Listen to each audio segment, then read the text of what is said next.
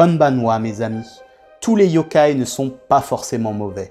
Je vais vous parler de l'un d'entre eux, aidant régulièrement les marcheurs lourdement chargés traversant la montagne.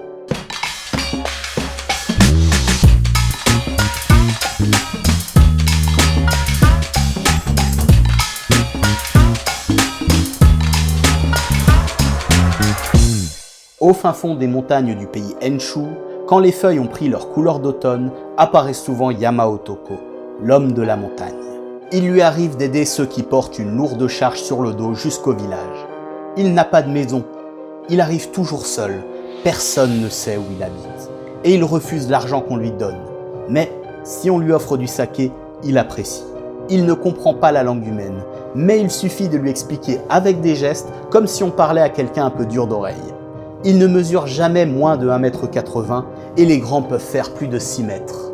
Selon un ancien document, Yamaotoko apparaissait également au pays Sohoshu, actuellement département de Kanagawa.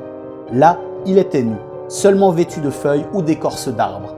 Il habitait au fond de la montagne et pêchait des poissons à ventre rouge. Les jours de marché, il descendait échanger ses poissons contre du riz. Les habitants avaient l'habitude et personne ne s'en souciait.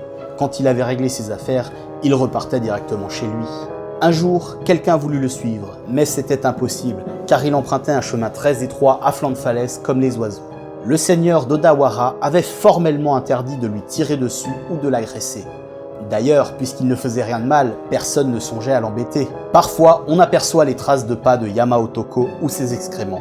Ces traces font bien 90 cm à intervalles de 2 mètres chacune. Un jour, quelqu'un les suivit jusqu'à un torrent de 3 à 4 mètres de large.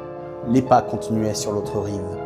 Visiblement, Yamaotoko l'avait traversé d'une seule enjambée.